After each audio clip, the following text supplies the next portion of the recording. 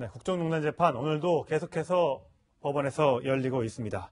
전해지는 소식은 많지 않지만 하나하나씩 새로운 내용들도 포함이 되어 있습니다. 오늘 박근혜 전 대통령이 법정에 출석하는 모습, 흐트러진 모습 없이 어제와 비슷한 모습으로 발도 지금 특히 저는 모습은 보이지 않고 있기 때문에 건강은 상당히 회복된 걸로 여겨지고 있습니다. 얼굴 낯빛도 그렇게 어두워 보이지 않기 때문에 크게 법정에 못 나오거나 이렇게 될 것은 아닌 것으로 보입니다.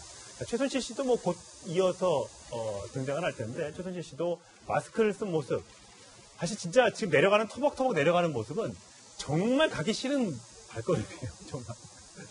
아니 그건 이해해요. 싫겠죠. 아니 그래도 더운 구치소에 있는 것보단 법정에 나오는 게 낫지 않아요? 아 그건 하나 시원하죠. 법정이 구치소보다 좀 시원한 거, 선풍기보다 에어컨이 시원한 거 맞네. 네. 근데 이제 최순실 씨 입장에서 본인이 재판받는 거 가니까 뭐 몸도 피곤하고 좀 싫긴 할 거예요. 그래도 어쩌겠습니까? 본인이 해놓은 일이 있으니까 그거에 대한 법원의 판단을 당연히 받아야 되는 거 아니겠어요? 지금 저 옷은 지금 사복인 거죠? 아 그렇죠. 그러니까 저거 이제 외부에서 이제 옷에 이제 넣어주는 걸로 저는 알고 있는데, 근데 하나 재밌는 건 저 보면 최순실 씨는 옷이 자꾸 바뀝니다. 예.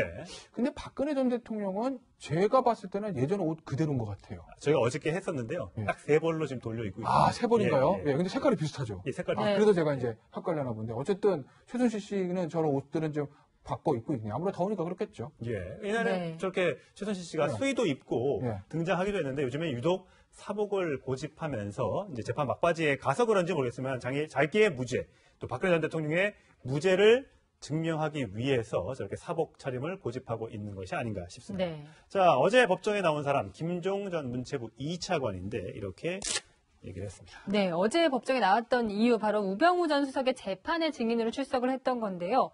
먼저 우병우 전 수석 어제 재판에 출석할 때는 기자들 앞에서 어떤 모습을 보였는지 함께 보고 오시겠습니다.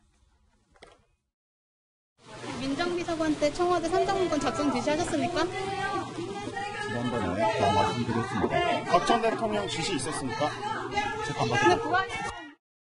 네, 어제 김종 전 차관 함께 청와대에서 만났을 김종 전 차관이 등장했는데 김 전 차관이 굉장히 좀 의아했다, 당황스러웠다 이런 증언을 했다고 해요. 네. 어떤 게 의아했다는 건가요? 김종 전 차관의 답변 한번 제가 알려드리면 민정수석실의 문체부 업무 개입과 관련해서 굉장히 당혹스러웠다. 왜냐하면 과거에는 이 문체부 업무가 특히 체육이잖아요. 김종 차관 업무가. 체육이나 문체비서관이 교문수석실을 통해서 내려오는데 민정수석실에서 본인의 업무와 관련해서 이야기를 하는 것 자체가 굉장히 의아했다라는 얘기를 하죠. 많은 함의를 담고 있습니다. 네, 굳이 민정수석실에서 물론 인사검증뿐만 아니라 여러 가지 업무를 하는 게 민정수석실이지만 유독 승마 얘기나 이런 체육계 관련된 평창 얘기 이런 것들이 루트가 있는데 거기를 건너뛰고 민정수석실에서 내려왔다는 것 자체가 의아하게 생각했고 아마 김종 전 차관은 아마 그 당시에도 박 전 대통령이 챙기는 일인가 보구나 아마 생각을 했을 것 같습니다.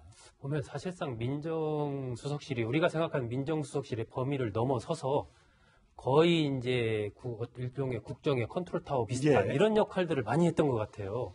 지금 보면 이제 사실상 교문수석실에서 챙겨야 되는 이 동계올림픽 이후에 강릉의 빙상장 활용 방안이라든지 기타 등등 이런 거에 대해서 좀 보고를 빨리 해라. 이렇게 또 민정수석실의 지시가 내려와서 김종 전 차관이 그냥 이상하게 생각했다라고 하고 그 개폐식에 사용할 좌석 이런 거 만드는 것과 관련해서 이제 스위스의 누술레사라고 거기가 이제 탈락을 했는데 왜 그렇게 됐는지 그 경위를 또 파악해서 보내라 이런 요청. 그러니까 김 전 차관이 생각하기에는 이런 것은 교문수석실에서 연락이 와야 정상인데 왜 민정수석실에서 나한테 이런 연락이 오지?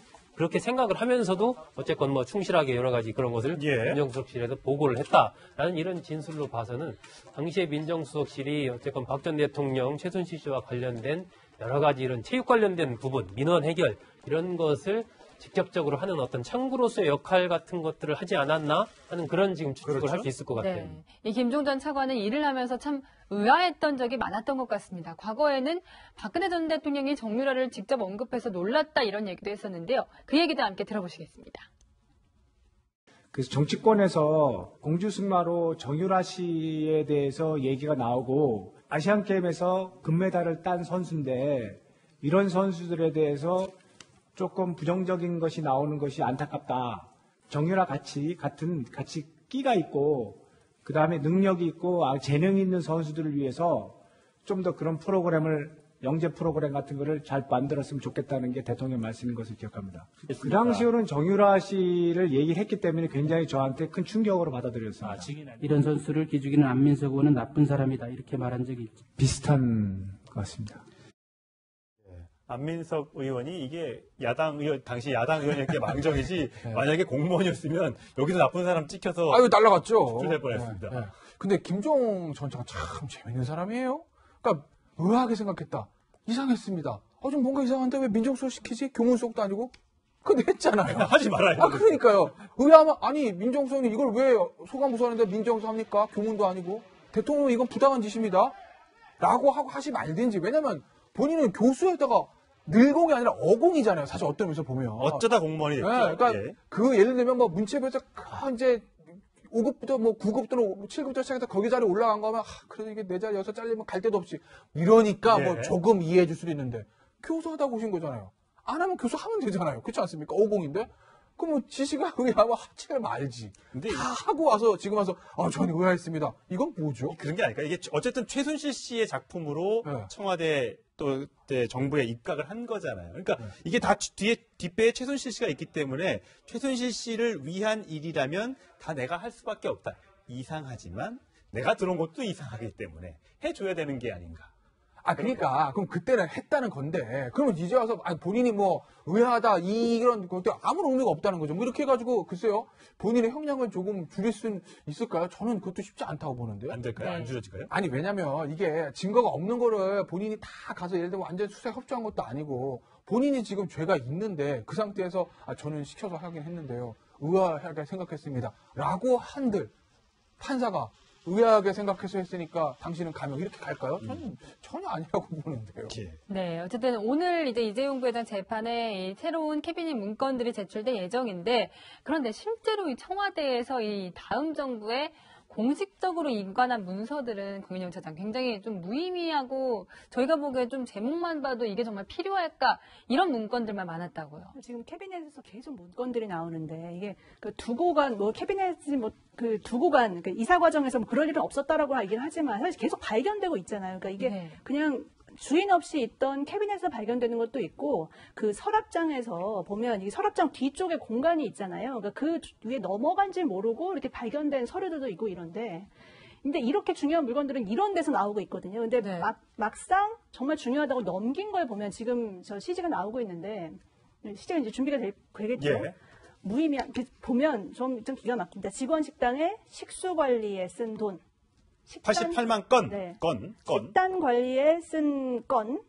관련된 저 문건 수. 그리고 청소 도구와 같은 물품 관리에 관련된 내역들. 우편물 접수 관리에 대한 내역들. 그러니까 정말 중요한 것들은 어디 숨겨져 있거나 어디 갔는지 잘 모르고 그러니까 중요하지 않은 문건들만 이렇게 좀 생색내면서 넘긴 게 아닌가라는 의심이 상당히 드는 부분이죠. 그러니까 박근혜 정부에서 청와대 대통령 기록관에 넘긴 기록물이 1,100만 건 정도가 된다고 하는데 이 중에 상당수가 그렇게 이제 의미 있는 자료는 아니었다라는 이제 주장이 나오고 있는 거예요.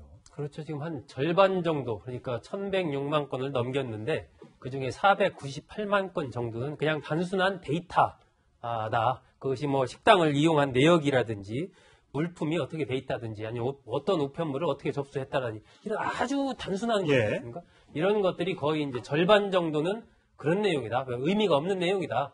그렇기 때문에 실제적으로 이 얘기는 이제 한편으로 본다면 실제로 넘겨야 될 자료들은 안 넘기고 불필요한 자료들을 대거 넘기면서 이제 그냥 엄청나게 우리가 기록을 남겼다라는 뭐 그런 내용을 결국 알맹이 없는 그러한 기록물들을 다수 넘긴 것 아니냐. 지금 그런 의혹이 제기가 된 거죠. 지금 이재용 삼성전자 부회장 재판에 특검이 공식적으로 일부 문서를 증거로 제출했는데 법원 재판부에서는 좀 가려서 해달라라는 증언이 지금 나오고 있습니다. 자, 재판 과정에서 이 새로운 증거들이 어떻게 영향을 미칠지 좀 지켜보도록 하겠습니다. 두 번째 인물은 오랜만에 만나보는 김진태 자유한국당 의원입니다. 네, 간첩보다 못하다. 어제 문무일 검찰총장 후보자 청문회에서 뜬금없이 이 얘기를 했는데요. 누가 간첩보다 못하다는 걸까요? 함께 들어보시겠습니다. 지금 박통 재판, 주 4회 재판을 받고 있는데 이게 너무 과하다는 생각 안 합니까? 만약에 간첩 사건에서 간첩을 재판하는데 일주일에 4번 재판을 한다. 어떨까요? 우리나라의 그 많은 좌파 단체들이 가만히 있을까요? 그러면 지금 무슨 전직 대통령은 그 간첩보다도 못한 존재예요? 나 같으면 아마 이 재판 도저히 받을 수 없다 해가지고 어디 그냥 쓰러져 들어 누웠을 겁니다. 네, 일단 대법원장 후보 청문회도 아니고 검찰총장 후보 청문회에서 네. 저 질문을 한 건 좀 번지수를 잘못 찾은 거 아니에요? 아, 그럼 뭐라 그럽니까? 문무일 검찰총장 후보자가. 아, 그럼 제가 뭐 검찰에 얘기해서 재판하지 말라고 그랬으니까 이렇게 합니까? 재판은 어차피 법원에서 하는 건데. 그러니까 지적하신 대로 그 대법원장 후보자 청문회에서 아니 그게 피고인이 인권이 있는데 너무 많은 건 아닙니까? 이렇게 얘기할 수는 있는데 검찰총장 후보자 인사청문회에서는 번지수 잘못 짚은 거죠. 그런데 김신태 의원이 이게 번지수가 잘못 짚은 거 몰랐을까요? 검사까지 하신 분이 알 겁니다. 그 저 질문에 대해서 문무일 후보자가 대답 안 하고 이거 뭐 그냥 하고 그냥 넘어갈 거라고 몰랐을까요? 알 겁니다. 네. 그런데 왜 할까요? 그러니까 본인이 하고 싶은 얘기를 하는 거죠. 당신이 무엇을 질문하고 무엇을 생각하든 나는 내가 하고 싶은 얘기를 하겠다. 이거 아니겠습니까? 김진태 의원의 속내는.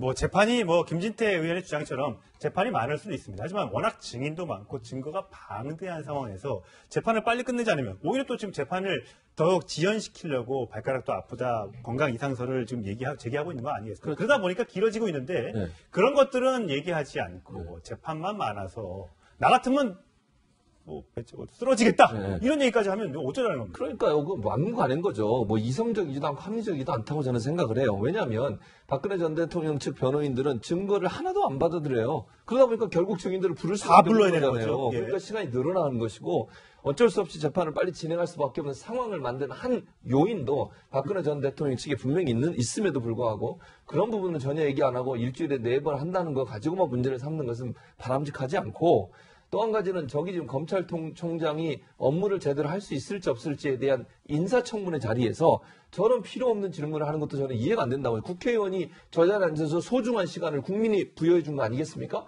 그럼 검찰총장이 제대로 업무를 수행할 수 있는 능력을 갖고 있는지를 검증하라고 그 자리에 앉혀놨더니 결국 박근혜 전 대통령 보호하고 박근혜 전 대통령 입장을 대변하는 일로 그 시간을 썼다는 것은 국민이 준 시간을 허비한 아주 잘못된 의원으로서 행동이라고 볼 수 없습니다. 예. 이게 사실 모르겠습니다. 일부 김진태 의원의 주장이 맞는 거에서도 모르겠습니다. 그렇게 박근혜 전 대통령을 지지하는 사람들 입장에서. 왜냐면 한명수 전 총리 같은 경우에 재판이 굉장히 지난하게 오래 걸렸잖아요. 거기는 그렇게 시간을 주면서 박 전 대통령을 진짜 몰아치기 시기로 이렇게 한다는 것 자체가 조금 문제가 생길 수 있다고 김진태 의원은 주장을 하고. 근데 이게 한명숙 총리 때랑 비교하면 안 되고 왜냐면은 박근혜 전 대통령 일주일에 4번이 많긴 많아요. 그건 맞아요. 이례적인 건 맞아요. 그것도 4번도 한 번에 와서 1시간, 2시간 하니까 하루 왼종일 하거든요. 그렇죠. 그러니까 부담되는 건 맞습니다. 그건 알겠는데 한명숙 전 총리 때 같은 경우는 불구속 상태였어요. 그러니까 6개월을 하든 1년을 하든 2년을 하든 충분히 할 수 있습니다. 예. 근데 이제 박근혜 전 대통령 구속 사건이거든요. 그 구속 사건이면 항소심에서 6개월 안에 그러니까 엄밀하게 얘기하면 재판을 6개월 안에 끝내야 된다기보단 구속 상태가 6개월밖에 지속을 못하니 6개월이 넘어가면 석방하고 이제 불구속 상태에서 할 수밖에 없거든요. 그러니까 사실은 재판이 안 끝난 상태에서 이게 석방을 하게 되면 증거인멸을 운영 이런 부분 때문에 검찰과 법은 좀 곤란해진 측면들이 있어요. 그러니까 이제 6개월 안에 재판부가 어떻게 되든지 이것을 좀 재판을 끝내야 되겠다고 하니 보통 구속 사건의 경우에는 6개월 안에 다 끝나죠. 끝납니까? 대부분 끝나죠. 네. 아니면은 아주 긴 사건 같은 경우에는 사실은 추가 기소해서 이제 늘어나는 경우들도 있어요. 그렇죠. 오랫동안 시켜놓고. 예. 그렇게 아직 중간에 구속기간 끝났으니까 당신 나가 그리고 불구속으로 전하는 경우는 거의 없다고 보시면 되거든요. 근데 이제 박근혜 전 대통령 같은 경우에는 6개월까지 다 찼을 때 구속기가 만료니까 석방해주고 그냥 세월하느라 하기도 부담되고 그다음에 또 갑자기 전직 대통령인데 다시 영장 다시 발부합니다. 구속기간 연장 이거 하기도 부담되고 예. 그러니까 일단 검찰하고 재판부는 6개월 안에 끝나기 위해서 부단한 애를 쓰고 있는 거예요. 일단 6개월 넘어가게 되면 일단 불구속이 되게 되면 경호 문제부터 굉장히 심각해져요. 그렇죠. 네. 예, 그리고 이제 그 과정에서 예기치 못한 불상사가 생길 가능성. 지지자들도 있으니까. 그렇습니다. 굉장히 여러 가지의 위기 요인이 발생할 수가 있기 때문에 법원으로서는 무조건 10월 16일 6개월 안에 끝내는 그러다 보니까 지금 사실 오늘부터 이제 법원 쉬는 휴전기에 들어가는데 그렇죠. 네. 이 부분에 대해서는 박 전 대통령과 이재용 부회장 등등의 이 재판에 대해서는 재판부도 쉬지 않고 계속 지금 강행군을 해도 10월 예. 16일까지 끝낼 수 있을지 지금 굉장히 일정이 촉박한 상황이거든요. 네, 박근혜 전 대통령에 대한 TV 생중계 문제 지금 대법원에서 논의가 되고 있는데 오늘 결정이 날 것 같고요. 내일은 이재용 삼성전자 부회장의 재판에 최순실 씨가 증인으로 출석하게 됩니다. 과연 거기서 승마지원 등등에 대해서 최순실 씨가 어떻게 얘기하는지 내일도 저희 국정농단 시간에 자세하게 전해드리겠습니다.